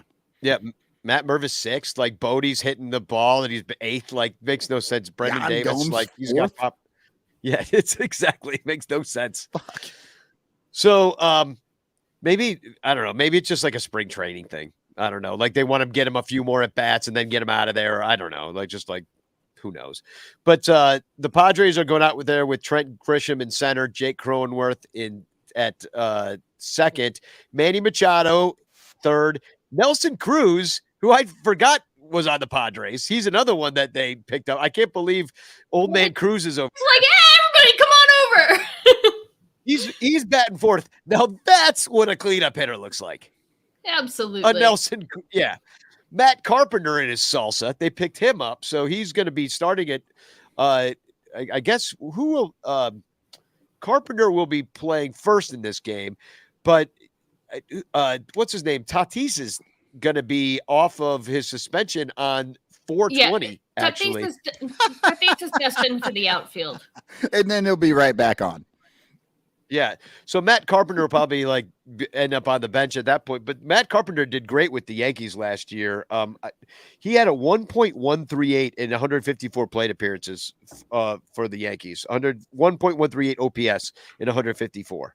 So he did great. I don't know how the hell he did that. It must be something in the salsa. And then who else is playing? I think we talked about that at the end of last year. They used him in the proper places against pitchers he could hit against. And so, Sounds maybe insane. San Why Diego would is anybody like, do yeah, that? we can do that too. We've got spots where we can just rotate him in. Yeah. And then Austin Nola at catcher, Taylor Colway left field, Jose Azocar at right, and Jackson Merrill at short. And I don't know who those three guys are. So, and no Juan Soto tonight. So that's okay. And no Xander Bogaerts either. So we don't get to see him play. Bogaerts is in Taiwan with Team Netherlands. Juan Soto is probably on his way to the Dominican, I would assume. Manny's probably heading there soon. It still surprises me. Like when I think of Xander Bogaerts, I do not think of Norwegian stock. Well, that's because he's from the Caribbean and the Dutch colonized the islands. Oh, It's because white people do bad things. yes. I had my He's from Curacao, I think. yes, my honeymoon was in Curacao, and I went to down there, Bonaire. and I totally went down there expecting it to be some sort of Spanish or whatever. But yeah, they were speaking Dutch. I do remember that now. Yeah, they were speaking Dutch, and there was a lot of very older, heavy white people, mostly Tall naked blondes, mostly naked on the beach. Fantastic. See, I went to Bonaire in the summer, and mostly nobody goes there unless they're really into diving, which you do in the winter when the water is calmer. So very, very few tourists when I was there. It was a grand time. Well, I can say here's all the old Dutch people did not give me a Bonaire. Lord love a duck. So we talked about tonight's lineup, but this Padres team is pretty stacked. They also picked up Alfonso Rivas from us. They've got Cole Hamels sitting down there in a minor league contract. They also tonight's starter for the Padres is Teheran, and I guess the game's starting now. And he's a Braves. He was on the Braves for years, a veteran for been pitching for a long time. So they're just stockpiling everybody, making sure that there's a backup for the backup for the backup for the backup for the backup. Fernando Tatis is going to come back, and they're just stocked. They've got Rougned Odor on this team too. Like they just got everybody. Yeah, like it's sickening. As they should. Everybody's been looking over at New York, the Mets, with everybody. No. They're in fucking San Diego. Like, yeah, it's Peter Seidler that the anti-collusion organization is actually against. This guy's like, look, man, I got a whole lot of money and I can't take it with me. So let's spend it on some fun stuff and do some cool things. And it's working and making him a shitload of money at the same time. And now Bob Nutting sitting over there going, oh my gosh, I have been sitting over here for a decade just making more money in profit sharing than I'm paying out in payroll. And I really don't want this racket to end. Mm-hmm. Yeah. I absolutely want to see no, never mind. I was going to say Clint Nathan says odor stinks. I Literally. was going to say Mets and Padres World Series, but we can't do that. Mets and Padres, NLCS. That could be fun. Yeah. No, that's who it should be because it's the teams with the most talented players who spent the most money on the most talent. And, if the Padres have any weakness, it's probably the bullpen. They got Hader on the back end of it now. He kind of struggled last year. He's probably coming up for an extension next. Only at the beginning, though. I think he got his shit together after he realized that it wasn't going to be shitty Milwaukee his whole life. I think he got really happy and giddy. And sometimes that doesn't, you can't go to the mound feeling good about yourself. Yeah, sometimes but once that doesn't work. But when he was in Milwaukee, he fit in the town. And then he went to San Diego and he realized what an idiot he looks like. You know what I mean? He's like, wearing a fucking cheese head? Is it cool? Yeah, it's like, what? No mullets in San Diego? Actually get haircuts? You guys don't have shitty mustaches out here? He's walking around and all the Navy guys and the Marines are like, fucking hippie. Go away. Beat him up. Took him a minute. So, let's get over to the Discord and watch this game. I just have a couple of announcements. Bleacher Bum Band, opening day. Y'all should come. We're going to be at Output Lounge. It's right in there north on Clark by a block from Wrigley. And it's free. So come on by, rock out with us. The game probably ends around 4:20, 4:30. Bleacher Bum Band goes shortly after that, maybe an hour, half hour after that. So come on over, come watch us rock. We're going to have a great time. We got a new drummer, Tony Terrific, and he's awesome. And you guys, the band sounds the best it's sounded really ever because we're rehearsing the hell out of the kid. So come on out. And then I wanted... Nick Madrigal struck out swinging. Oh, well, that's the way you start it. And I wanted to plug the show I've got opening up on March 9th. That's next Thursday at Trapdoor Theater. It's called Joan in the Fire. I'm going to drop a link for it in the chat right now. It's Trapdoor Theater is spelled like trapdoor, and then theater with an R-E, like the fancy Englishy spelling that makes you sound more artsy. So, Joan in the Fire is the name of the show. It's awesome. Come see it. I wrote all the music. My wife, Nicole, directed it. And I don't know. It's awesome. Usually it's a really interesting Polish playwright and it's about Joan of Arc, but it's about how history is told is what the play is about. Like who gets to tell the history of Joan of Arc? Is it Joan of Arc or is it the storyteller or the historians or the king or who gets to tell the story of a historical figure is kind of what is more the theme of it. But Joan of Arc's in it. Cool. In fact, there's 3 Joan of Arcs. It's one of those. So then I want to do a March Madness charity bracket. We did that last year. I don't know anything about college basketball, but I just, I like picking teams and having fun and, and raising money for the Lost Boys. I figured we'd do that. By the way, 10% of all the money that we get on the Son Ranto Show for our Patreon goes to the Lost Boys. So awesome. You can feel good about becoming a member of our Patreon because you're supporting them as well. And then, so I'm going to post that on the Ranters page. I will also post that on the Discord page for the Super Ranters. I'll put it out to the Patreon people. I'll put it everywhere so that if you want to join, I figure what we'll do is like $20 buy-in or something like that. And then half the money will go to the winner, half to the Lost Boys, and that's how we'll do it. So we did it before. It was fun. Good. We raised them like $500. Sounds like a good time.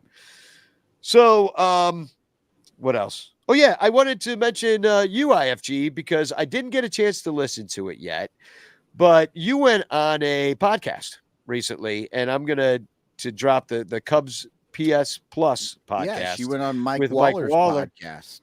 Cubs. Yeah, it was a great time. going to drop a link for that in the chat. And yeah, tell us all about what happened. No, he asked me to come on and talk a little bit about international baseball and the World Baseball Classic and how the two of those things intersect, and just some basics on, how somebody gets into watching foreign leagues, if that's something that they're interested in doing, some of the differences in rule sets or customs between the different leagues, because every different country has its own awesome and unique way of approaching baseball as an entertainment product, and how they approach it as a sport. And those similarities and differences is one of the things that's, most interesting about about international baseball to me. It was a really great time. We had an awesome conversation. So yeah, take a look. Yeah, I listened today and it was very good. Both of you did a good job. It's a fun podcast. Thank you. Yeah, we should have you on the show to talk about that too sometime. On this show. You know where to find me. Yeah, it'd be great. So I've got some TFCs. I won't run through. I wanted to get this out there because this was very funny. John Jurgovan, winner of the Cubs Miss Carroll contest. Oh. He did win, right? Yes, I think so. Well, yeah, we always think he wins. Whether he does or Exactly. not, we always think he wins. He does do an awesome job, but he posted something in the Son Ranto Ranters page that I thought was pretty funny. He said, which baseball terms can also describe something sexual? So I'm just going to go through these and there were some great answers. So I'm going to go through all of these. I'm going to read them real fast. So we got opening day, extra base, getting to first, second, and third base, rounding the bases, comebacker. I said ball. That's stupid. The good old DP. Going deep. He's a knuckler. In the hole. Give me the big stick. Let's play two. Dick in the hole. No, that was a private joke. Stance adjustment. Slide. Use pine tar to get a good grip. Chicks dig the long ball. Gapper. Have to use a resin bag to dry my fingers. Catcher's box. The shift is on. Foul pole. 26-man roster. Ball in the dirt. September call-up. I like that one. Going deep. Wait. We were doing the old September call-up. Yeah. Going deep. Those balls were rubbed with a special mud from the Delaware River. Slump buster. Delaware River sex mud. Choking up, fisted foul, cheese. Dong, he scored. Choke and poke. Aim for the gap in center. It's going, gone. Double switch. Rocky's purple helmets.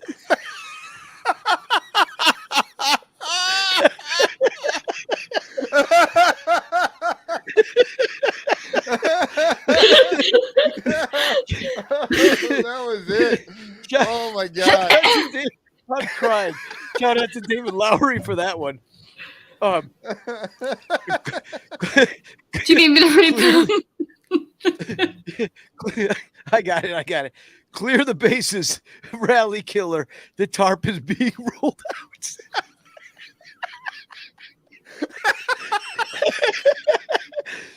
Shoot one through the gap. No. Up the gap, Artie says. Tyler says, I like through the gap. Tyler says a little dribbler. Jurgo Stuff says the bags are bigger this season. Bring it in the lefty. Yo, look how Zambrano is wrecking that dugout. Right. Last page. Last page. A 2-bagger, a 3-bagger. Time to get on the rubber. Let's go to the bottom half. What a stretch. What a stretch. Oh, God. Put out. Charlie Horse box score. Squeeze play. And the final one is Dick Pull. Oh, wait, sorry. There's one more. 69 Cubs, double up, box, holy cow, and fisting. I like what Ari says there. This is basically a rundown of every college intramural softball team name I've ever seen. Oh my God. I don't believe I've ever laughed that hard on this show. That was excellent. Holy shit. Yeah, so thank you, John Jurgafan, for that very entertaining segment. Delightful. As a quick rundown of the first inning, Swansby and Mancini had backup bloop singles to right field, and then we double played out of it. Yeah. Oh, why? Because Gomes is the freaking four-hitter. Fucking cleanup guy. Yeah, is the cleanup guy running like We like a really, turtle really need Mash Mervis batting second in the second. I don't know. Yeah. Yeah, makes a lot of sense. So, so all right, I got one more TFC, and then It's the worst ever because what we just went through. I know, but it's so I called out to everybody. I said, "Hey, Pat Hughes is calling this Cubs game with JD. This is not a drill. Everybody should go listen." And Matty G said, "What? You don't want to hear a story from Boog about the shoelaces he was gifted last fall?" I mean, only if it's sexual innuendo. Innuendo. So there's our show. We're gonna go over to the Discord channel for all the Patreon people. I'm gonna try to stream the game in there. I also have a pizza coming in 7 minutes, so I'm excited about that. I'm gonna play One Out Closer to a Beer, a live version. And I'm gonna play a live version of One Out Closer to a Beer from the Bleacher Bum Band last summer. And then there's also a brand new Patreon. All the people that support us at $10 and above, they get thanked at the end of the show. If you've seen those names go by, those are the people that we call the super duper ranters or whatever the hell we call them. But we really appreciate your support, all you guys. So I made sure everybody, all the new people that have joined at that level, I made sure you're all on there. And those are the people everyone should try to be. They're awesome people. Yeah, you should want to be. They're just better like than you. them. They're better than you. You're about to see a scrolling list of people who are better than you if you aren't spending $10 or more. And if you don't want to join up on something, I understand why people wouldn't want a recurring charge. You can always tip us in this show. The money is split equally amongst the three of us. There's a Venmo code down in the corner, Venmo Danny-Rocket with 2 T's. You can PayPal sonranto at gmail.com, SONRANTO at gmail.com. And, that also helps the show stay on the air and pay for our time and the things that we do to bring it to you. So we're going to be over on the Discord channel with all the Patreon peeps right about now. Watch some game, watch me eat some pizza. And in the meantime, I guess I just got Spagog to say. Spagog!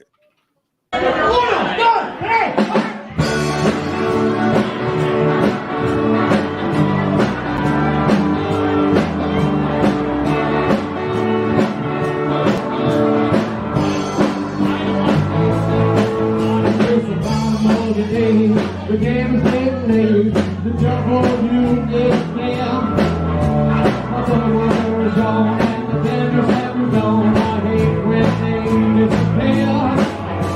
So find the guns are ready and we're all close out of here. We're all out closer to the ground. One out closer to the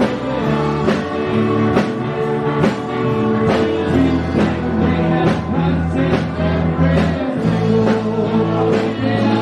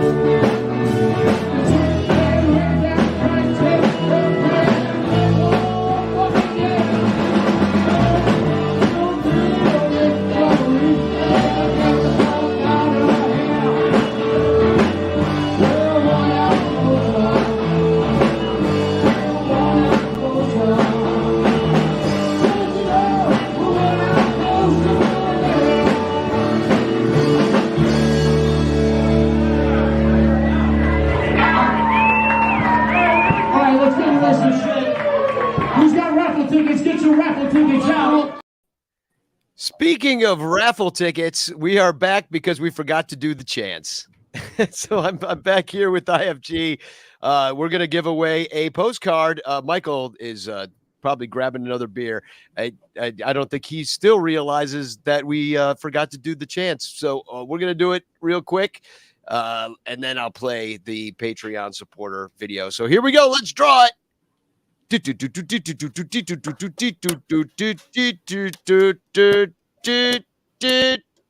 don't have it on the screen, boo. Oh, I don't? See, it says it's sharing it. It's Alex Anderson is the winner. I don't know why it's not working. Oh, there it is. There it is.